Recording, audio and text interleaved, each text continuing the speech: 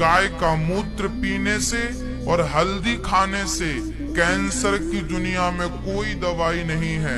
किसी को कैंसर हो गया हो तो बछिया का मूत्र पिलाइए और उसे 1 चम्मच हल्दी खिलाइए सुबह शाम। तू समझा?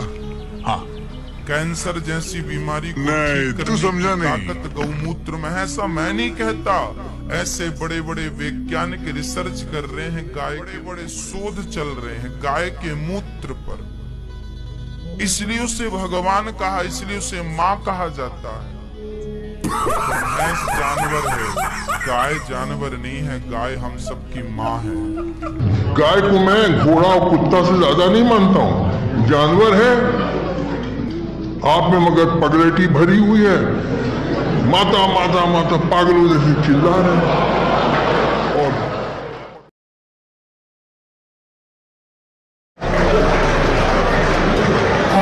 आप गाय को माता मानते हैं? बताइए, सोचिए, कोई जानवर किसी इंसान की माता हो सकती है? जरा दिमाग है आपको कि गोबर भरा हुआ है? गाय माँ क्यों है?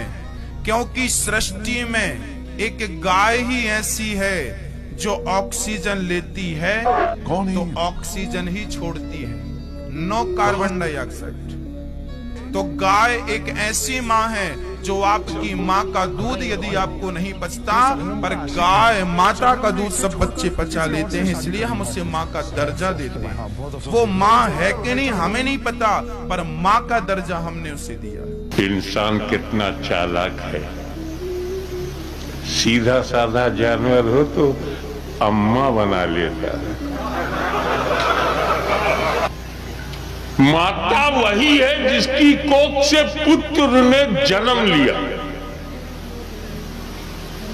तो अगर यही माता है तो क्या इसकी कोख से जन्म लिया? कितने तेजस्वी लोग हैं हमारे पास, कितने शानदार विचार रखते हैं जी, और कुछ लोग मनोरंजन भी करवाते हैं। उस मजहब को जाने कि उस मजहब में क्या लिखा है खुदा के बारे में, तो आप मजहब को सही तरीके से समझेंगे।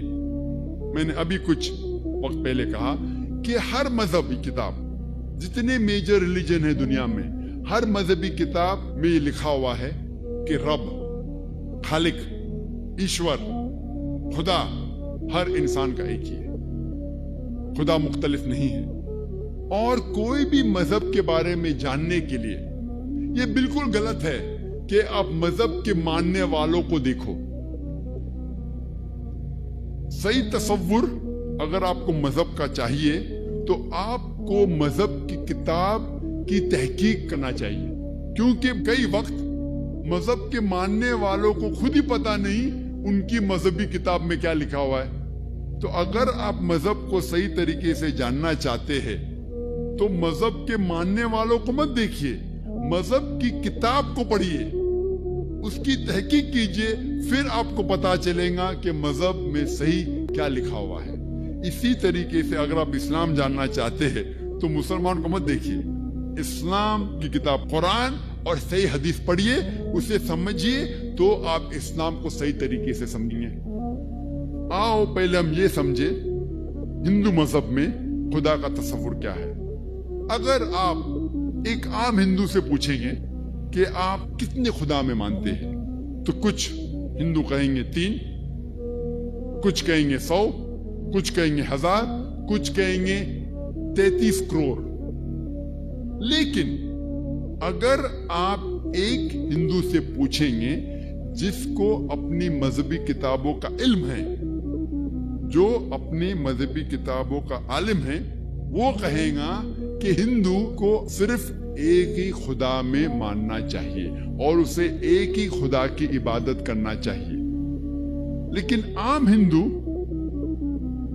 वो मानता है एक फिलॉसफी जिसे कहते हैं पैंथीइज्म। पैंथीइज्म के मानी है एवरीथिंग इज गॉड, सब कुछ खुदा है। आम हिंदू ये मानता है पैंथीइज्म फिलॉसफी में, सब नहीं, आम कि पैंथीइज्म मीन्स एवरीथिंग इज गॉड, सब कुछ खुदा है। सूरज खुदा है, चांद खुदा है, इंसान खुदा है, सांप खुदा है, पेड़ खुदा है। हम मुसलमान मानते हैं कि सब कुछ खुदा का है। सूरज खुदा का है, चांद खुदा का है, इंसान खुदा का है, पेड़ खुदा का है, सांप खुदा का है। तो जो मेजर इख्तिलाफ है, जो डिफरेंस है आम हिंदू और आम मुसलमान में है कि आम हिंदू समझता है कि सब कुछ खुदा है, हम मुसलमान समझते हैं कि सब कुछ खुदा का है। ये सिर्फ फर्क है का। अगर ये का के फर्क को हम सुलझा सके तो हिंदू और मुस्लिम एक हो जाएंगे।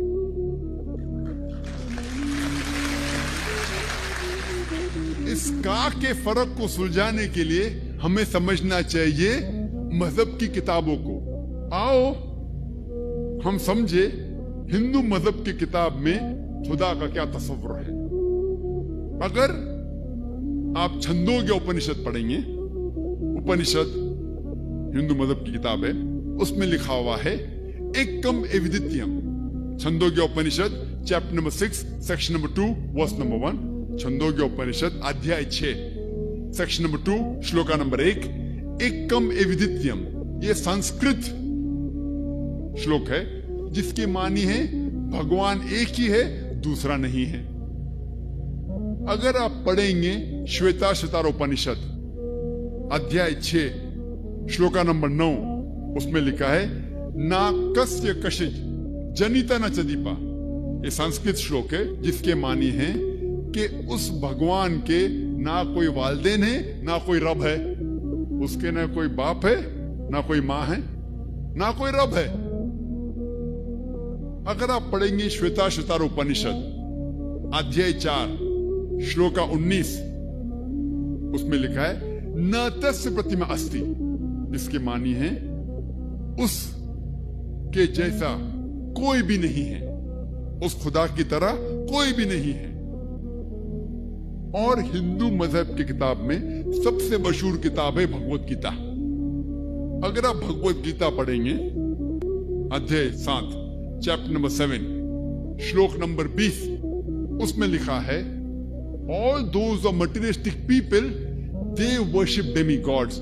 मतलब जो लोग पैसे के पीछे, दुनियावी चीजें के पीछे भागते हैं, वो लोग गलत ईश्वर की पूजा करते हैं। और इसकी अगर इसकी तफसीर पढ़ेंगे, स्वामी ब्रह्मपदा कहते हैं इसके माने ये भी होती है कि जो लोग दुनियावी चीजें के पीछे भागते हैं वो लोग बुत परस्ती करते हैं। किधर लिखा हुआ है? Bhagavad Gita chapter number 7 chapter 7 श्लोक नंबर 20।